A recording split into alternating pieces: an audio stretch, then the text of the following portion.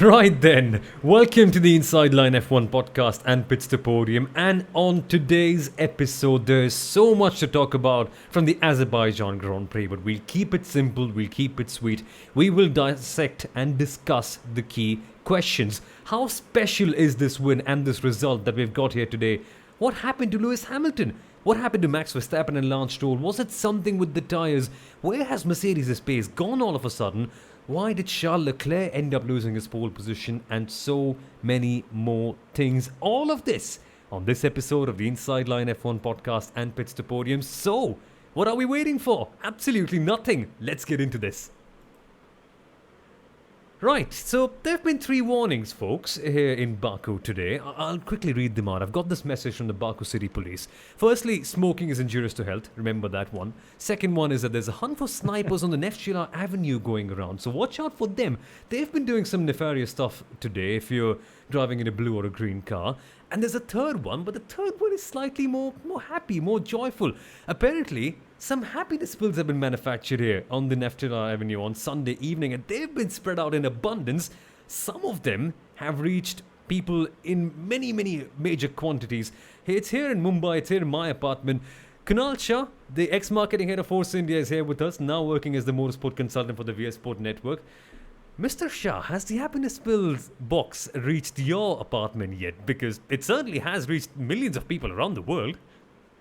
It has, and I think the largest consignment went to all the Formula One fans in Mexico, without a doubt. And I must say, even fans in Germany or probably all over the world, Sebastian Vettel is loved all over the world. And again, what joy it gives us to see Pierre Gasly, on the podium as well. Such a brilliant turn his career's taken for the good in the last, season or so, I would say. But Soumil, I'm just in that space where I'm like, what a brilliant advertisement for Formula One. That's right. I would say even a brilliant advertisement for the sprint qualifying races. The last 2 laps just goes to show that maybe they just need to have sprint races in Formula One. And maybe not in qualifying, maybe in the main race, because the last few laps were amazing. After all the drama that happened, eventually it was... Vettel and Pierre Gasly, what has happened? We need to know who's going to come out in front as we see Lance Stroll hitting the barrier and going over the curb one more time. Not that darn Lance Stroll again. He's interrupted us here as well. So who came out on top, Kunal? Finally, we have an answer. The answer we should have known a couple of weeks ago. Yeah, absolutely. And, answers that, we got in Baku as well. 5 different pole sitters on Saturday, 4 red flags, 5 different winners in the 5 years that Baku has hosted a race as well. No repeat winner. That statistic continues in Baku. And, for all the good reasons, Checo Perez continues to have more podiums and points than Max Verstappen in Baku. So lots of things that could have actually, had the Lance Stroll meme playing all over again. Exactly. And this race, the way Sergio Perez got the win, that's the key point, right? I feel like Sergio Perez should win every single race, because whenever this man wins a Grand Prix, it just seems to be in the most dramatic fashion of all time. I mean, Christopher Nolan does not have so many twists in his movies, but Sergio Perez, how?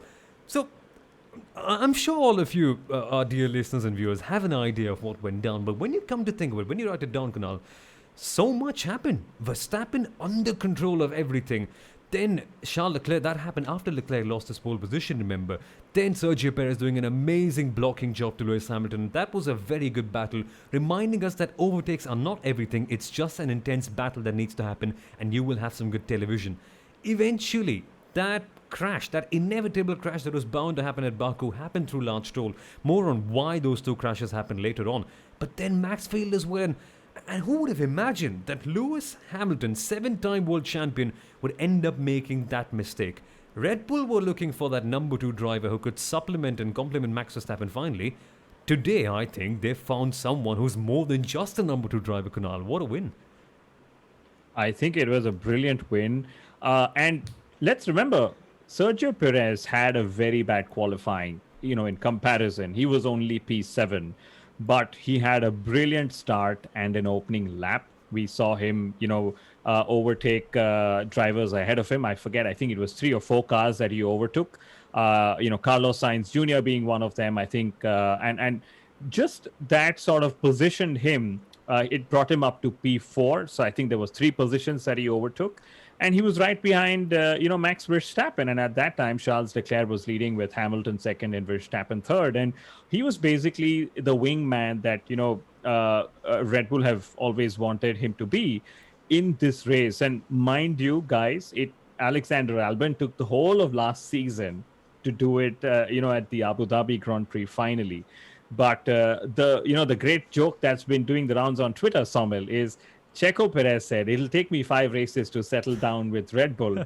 And boom, he goes and wins his 6th race. And, I think 2 things stand out for me in Perez. First was just the opening stint that he had. And, the opening stint allowed him to sort of build on to the latter part of the races, which allowed him to, of course, overcut Lewis Hamilton. And then the second, which was the most important thing that, I saw Checo Perez do, which I absolutely loved as a fan, as a former racing car driver myself, was the way he could soak in all that pressure from Lewis Hamilton. That Mercedes was like a rocket ship, but he just made sure that he was able to keep that gap up at the part of the circuit he needed it the most. So brilliant drive by Checo Perez. He wouldn't have wanted the win this way, with a high-speed crash to his teammate, but I'm sure he takes it as it comes. And, a very important win for him because, Red Bull want a driver who can back Max. He did that. Red Bull want a driver who can pick up the pieces in case Max drops them or he's forced to drop them. He did that as well. And questions that, we'll probably never have answers to is, but would a Pierre Gasly or an Alexander Albon have been in the same situation to pick up the pieces the way Checo Perez did? Again, we don't have an answer. I'm just asking the question. Well, Gasly ended up doing that for AlphaTauri. More on that in a second. But I think Sergio Perez should be the Prime Minister or the President of Mexico. Just do it. He's a man who commits to his promises and delivers them, soaks up pressure like a sponge. And once it's done, the kind of celebrations that he has. And his car as well. It was like his car just gave up at the end. It's like, there's too much drama in this race. I can't take it anymore. I've done my job. My job was to take you to the checkered flag. I've done that. Let me rest and let me celebrate too. And it just did that. What a moment. But Checo Perez's win, I doubt was the most emphatic and the most joy-giving moment of the race, because Sebastian Vettel, Kunal, I think we can now finally claim, and I hope that I'm not being a bit too early to this party, I think we can finally say that, yeah, he is back. P5 at Monaco after a stunning duel with Pierre Gasly that got interrupted. This moment will not be. But again, fighting Pierre Gasly, again fighting Charles Leclerc, and trumping both of them. Just outstanding stuff with Sebastian, isn't it? And such a warm sight to see him laughing on the team radio, to see him celebrating with the team members and sending out love to the guys at the Silverstone factory. Moments you start to watch the sport for, pretty much. Oh, yeah, absolutely. So the reason why I'm wearing my former Force India jersey is, of course, for Checo Perez, and for the fact that it is the former Force India team, which is now Aston Martin, that got their first podium as Aston Martin Racing. And, Vettel's win was down to brilliant execution by the driver and by the team. And I must say this, you said Vettel's win is probably stealing some thunder away from Checo Perez's victory. Sorry, Vettel's second position, right? It feels like a win anyway, yeah. Yeah, and I'll put it this way. Sebastian Vettel, and I may get some brickbats for saying this, but Sebastian Vettel drove a very Sergio Perez-esque race in that Racing Point Force India Aston Martin car. This is exactly the kind of races Checo Perez was delivering while he was racing for Force India back in time, sneaking it in on the podium when the front runners, were not going to be landing up on the podium themselves. So hats off to Vettel, and again, brilliant strategy. He went the longest of all the drivers on the soft tire, He made the overcut work. He pulled off all the he pulled off all the overtakings on track as well. And mind you, Soumil, Aston Martin had some great strategy with Lance Stroll as well. He was doing the reverse. He was on the hards, but of course he was the first one to have that high speed tire failure as well. Yeah, that one was a bit sad. It was like Stroll would be the best benefactor of a safety car. He didn't have to cause it himself, but then again, he wasn't the one who caused it. It was something. It was snipers sitting at the, what was that place again? The Neftchylar Avenue at Baku. That was not the case. We shall come to that in a few moments. But first, the matter of the Baku police's notice to everyone that smoking is injurious to health. That is not to help, but apparently it was some magic. The reason why Hamilton had that issue heading into turn number 1. Yes, you can play See You Again by Wiz Khalifa and Charlie Puth in the background. That's what happened when Lewis Hamilton careered straight on. But why? Why, Kunal? Why did that happen? And the brakes on the grid, they were smoking hot. Now, when that happens, normally people say, oh, wow, lovely. The brakes are smoking hot, man. That looks cool, but wasn't cool at all. Why did that happen eventually? I must digress a little, because when you said the word magic, okay, I just remembered Sundaram and his magical stat. Oh, yes. And this sort of connects back to what Aston Martin Racing did. And I'm going to quote Sundaram's tweet here, okay? Mercedes' customer teams have been on the podium at Baku. In 2016, there was Force India. In 2017 was Williams. In 2018 was the Force India team again, both of those with Checo Perez, 16 and 18. And in 2021, it was Aston Martin, right? So that's the power that's the magic that the Mercedes customer teams have, sort of been able to pull out in Baku. And sticking to his stat about customer teams, it's the second race in succession that a customer team has actually outscored the Works Mercedes team, all right? But now, this takes me back to your question about the magic button, right?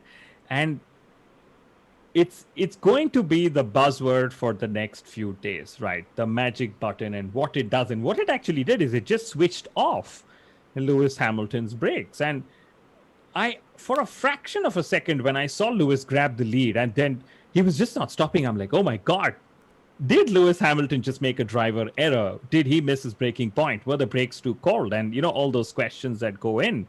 And then, of course, you realize that there was a braking error, but not in what he did. It was just a flick of a switch. And that, to me, is a little scary, Soumil. Can you imagine? These cars are machines where at the flick of a switch, you put all the brakes off. So even the driver's instincts cannot stop the car because that machine is relying more on the switch than on the brake pedal. For all the regen reasons, I know why that happens, but just shows how complicated Formula One cars are.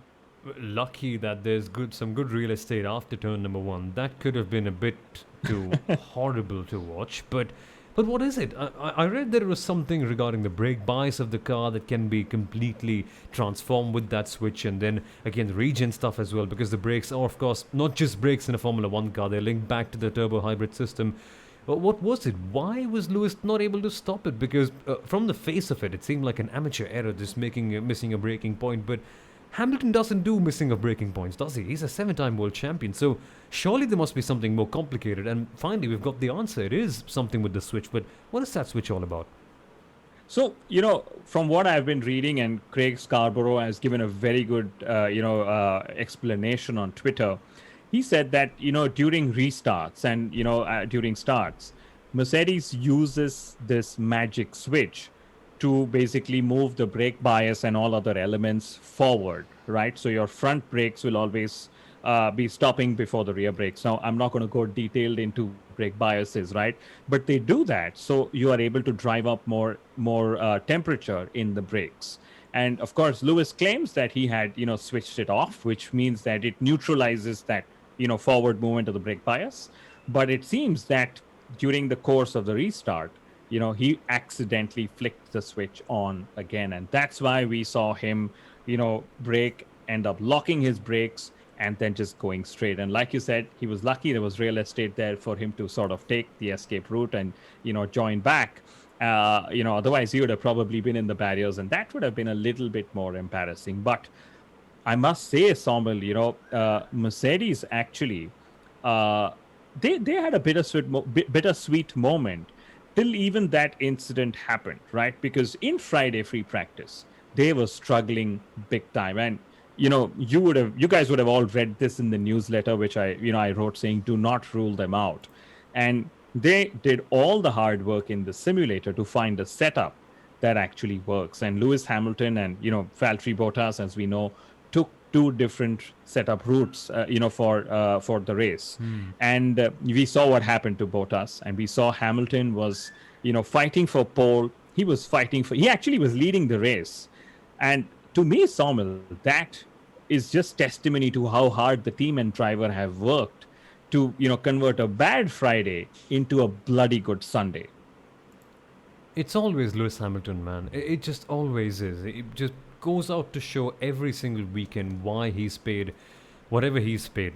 It's not my business to know whatever he's paid, but it's a big amount, and he deserves it 100%. For sure, he made that one driver error right there. But throughout the weekend, when you see where Bottas was, when you see where Hamilton is, yes, setup direction included, but it cannot be such a wild shift. There's something that Lewis can do right, and we can see it quite clearly.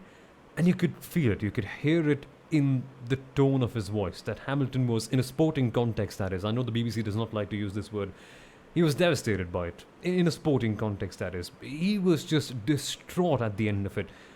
And when you see Lewis Hamilton distraught at the end of it, I know I'm a broken tape recorder at this stage, but he will come back, and he will come back hard. There's a reason why he's won so many championships. Yeah, I think it's going to be some sight.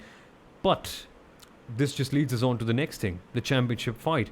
Nothing ventured, nothing gained though eventually, wasn't it? I mean, you could have said that this was his chance to pile on a bit of an advantage on Max, but at the end we just end up where we started. Yeah, it doesn't shift the drivers' championship in any direction, which for Formula One is, I think, a bad thing to do, because we would have liked to see a swing. We would have liked to see drivers back and forth and, making some sort of jumps and so on. But that's just how it is. I think even Red Bull Racing, for that matter, would have loved to have the drivers finish the race, because finishing the race for both Max and Lewis would have actually meant Verstappen actually pulling out more of a points gap on Lewis Hamilton. But talking off the championship still, Soumil, Red Bull are of course still leading the constructors and so on, right? The one big thing that will bother Mercedes and Lewis Hamilton even more so is that for two races in a row, Lewis has been overcut and has lost at least 2 positions in race trim, right? In Monaco, he had Perez and Vettel overcut him, right? In Baku, he again had both the Red Bull drivers overcut him, right? So, Mercedes clearly needing to sharpen their skills in race strategy as well. They know what they're doing. I'm not going to suggest what they need to do.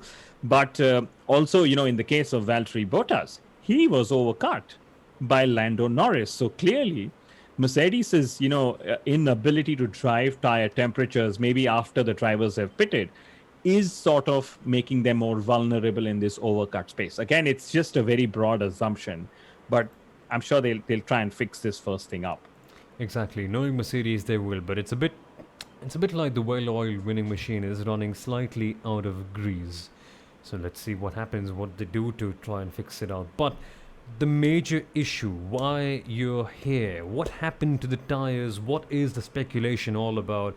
Was it really snipers? Was it a tree branch? Was it some sort of a bump at the Baku circuit which catches out a few cars? It was Bottas in 2018, here Verstappen now.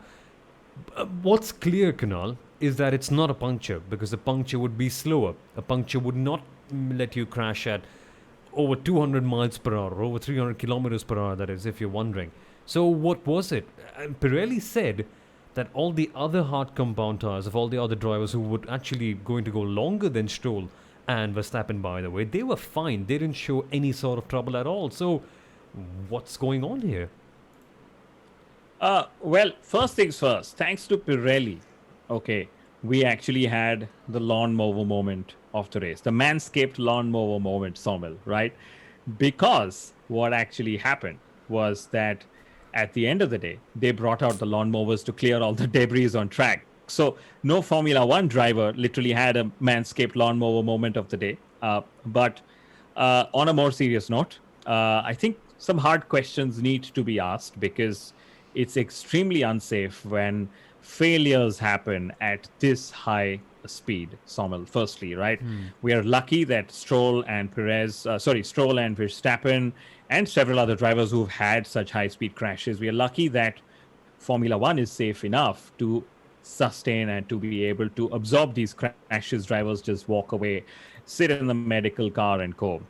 Now, the first investigation that Pirelli have done, it says that there were debris that caused those failures. And in fact, Lewis Hamilton's left rear, I believe, also had picked up some track debris. So again, street circuits, you don't know if that is true. And, Max Verstappen was very honest. He said, Pirelli are going to say it is debris, and that's going to be the end of the conversation. And they're not going to, sort of reveal the hard truth or something down that road.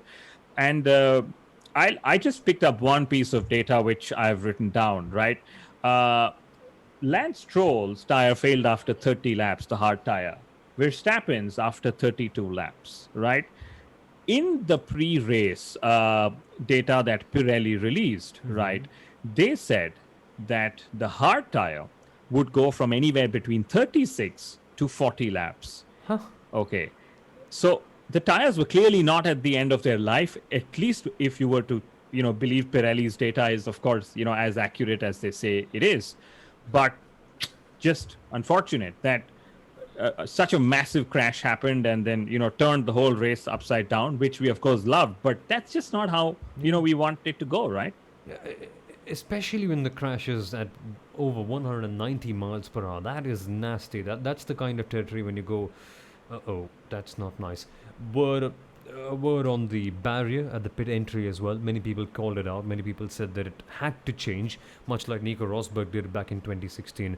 Had Verstappen's car careered on to the other direction, or had Stroll had that failure slightly later on, who knows how things could have gone. So be grateful for that. Be grateful that Formula One safety is quite good. But then again, how else do they construct the barrier, right? Do they do something like an Interlagos where they let them go into the pit lane and then they have that small turn in?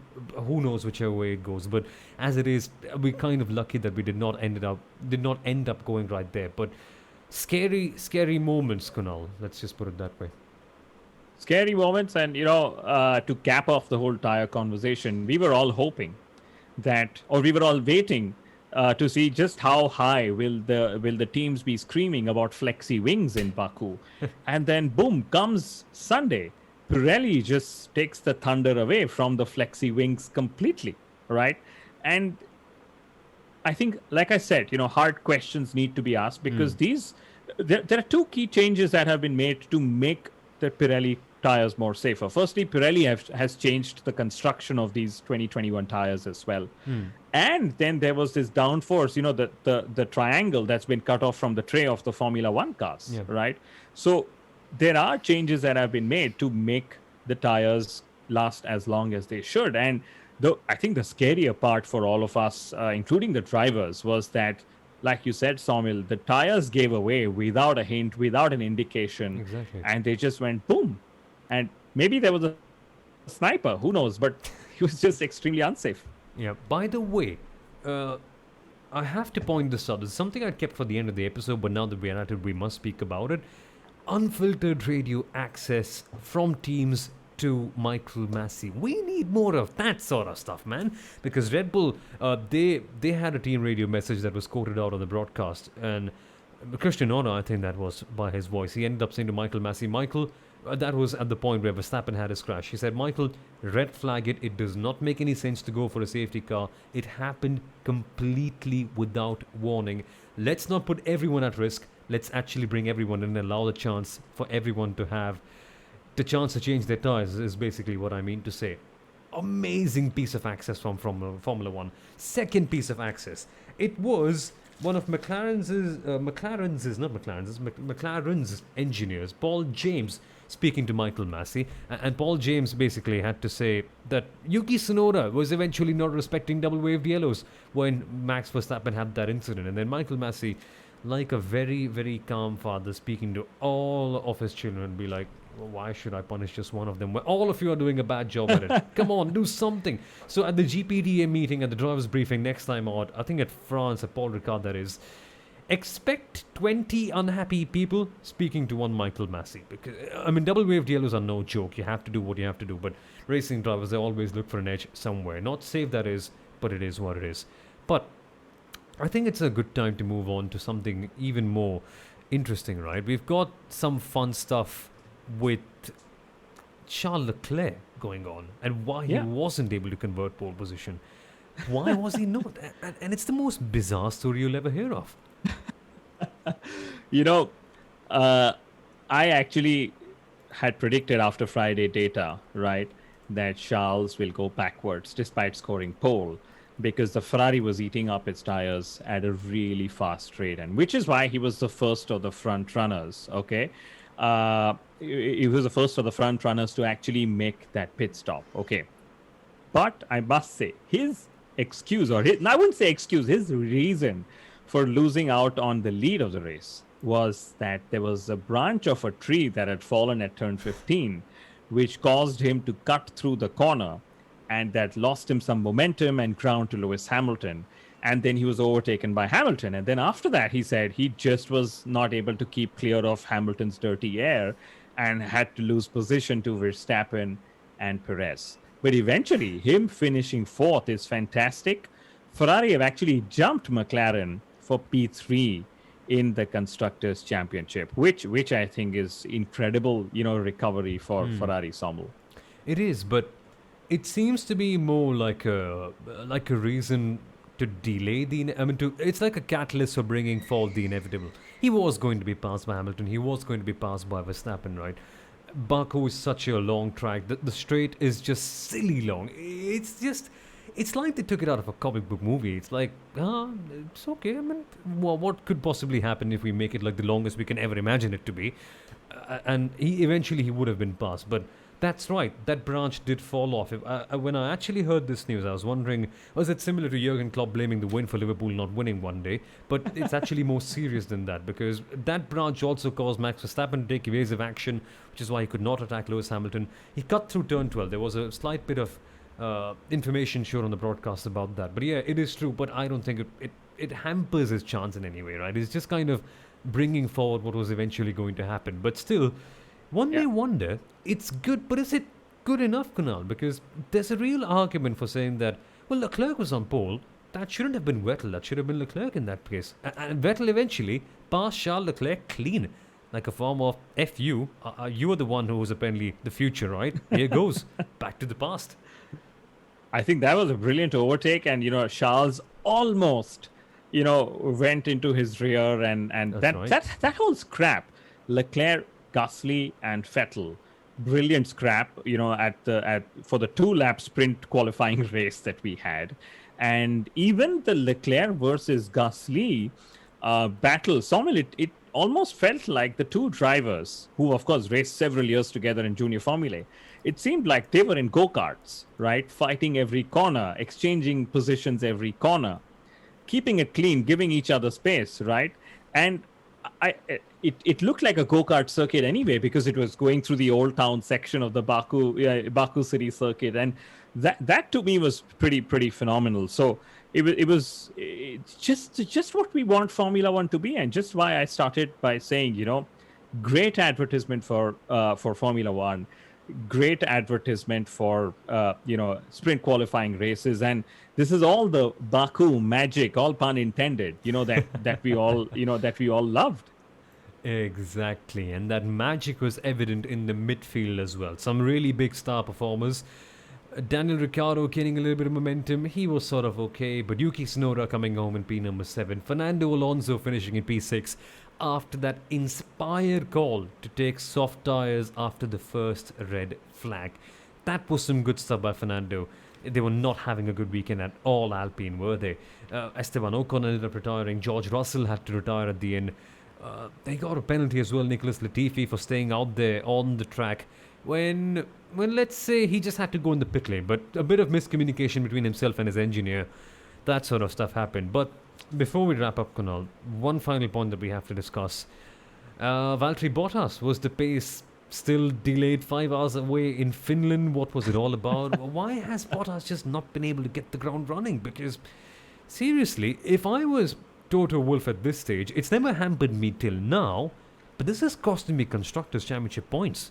I'm second to Red Bull Racing. I need somebody who can consistently deliver at all weekends. I'm not saying that Bottas usually doesn't, but today and in the last couple of weekends, you've seen why there is this sort of disparity in pay between Bottas and Hamilton, which is why Hamilton is the number one driver and Bottas isn't, quite simply. It is Bottas. You're right. It's even the performance disparity was here to see for all of us, right? In Baku, and I'll just put it this way that at the end of the day, Valtteri Bottas was not only invisible during the race, right? I don't remember seeing a single frame of him after the opening few laps, but he actually went backwards, so much so that I think he was overtaken by 4 cars in 6 corners. And, I tweeted about this. It's like there is a Formula One car line, and then there is the Valtteri Bottas line, around the Baku City circuit. It's just that the two lines were not similar for all good measure. But I must say, before we push all the criticism to Bottas, and I have two points to contribute towards this. First is he was extremely unlucky in qualifying. He was actually on for a very good lap before the red flag came out, right? So had he finished his lap, maybe he would have been in the top 5 or thereabouts, and then it could have been a different race, right? And then like I said during the Mercedes segment, the two drivers of Mercedes went down 2 different setup routes, and in time, I'm sure Mercedes will reveal more on that as well. But taking your point forward about Mercedes needing Constructors' Championship points, Soumil, right? This is that one season when they will really need both drivers to score points because, hey, Red Bull's actually doing that as well. They are scoring with both drivers, right? But more than anything else, what Bottas's performances will do is it will give Toto Wolff a headache before the summer. Because there is a driver situation that is developing, right, in Mercedes. Lewis Hamilton, 1-year contract. George Russell waiting in for a promotion. Valtteri Bottas not putting in, good performances to be worthy enough to ask for an extension, right? The news, of course, has always been that Hamilton doesn't want Russell as a partner, and that's why Bottas's extension keeps on happening, right?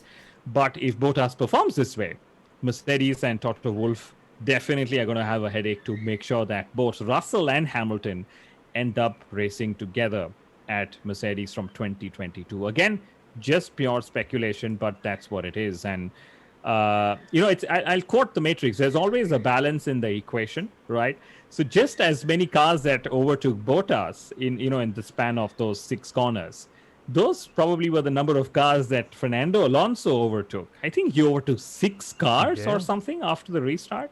And just shows, once Alonso gets into his groove as well, he's still going to be as feisty as he's ever been, Soumil. I mean, 2022, if Alpine end up being the team that we've always wanted them to be, who knows where things are going to be. But on a closing note, just check out Toto Wolff if he's on Spotify. He might be playing Do You Want a Partner from the movie Partner back in the day. It's a crazy catchy song that gets you on the head, but it's a crazy situation developing there. It's finally costing them points. Finally, the number 2 driver situation is at the edge for Mercedes. So who knows which way the championship will go? Who knows which way things will go?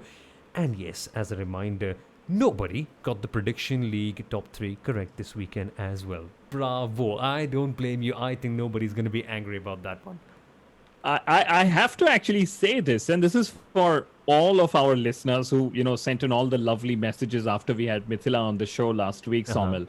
Mithila actually predicted a Checo Perez victory, and I can tell you, she must have screamed out just so loud when she actually saw him take that win.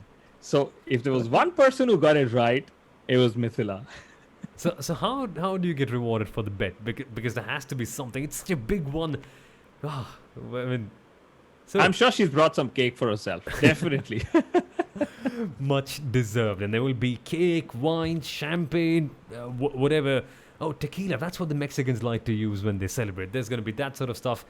Amazing weekend, joy all around, and some German and English beer coalitions going on at the Aston Martin team house as well. That is some fun stuff. But guys, amazing weekend, wasn't it? I'm so glad that you chose to spend your 30 minutes with us listening to this episode and watching this episode if you're on YouTube. And so, don't forget to use the code TRIMINSIDE if you're watching this from outside India to get a 20% discount on all of Manscaped's products plus free shipping. You must have heard the ad on the podcast version early on. We're reminding you of that again. And folks, thank you for watching. See you next time out for Paul Ricard. And I hope that... No, I mean, I was about to say... I just got confused on my own line, wasn't it? I was about to say that the force is always equal. For every Paul Ricard, there's bound to be a Baku. But then I reminded myself, be optimistic, Soumil. Think of the positive. So let's hope that Paul Ricard is going to be something better. See you right there for the preview here on Pits To Podium and the Inside Line F1 podcast. Bye-bye. Thank you, guys, and thanks, Soumil. Bye-bye.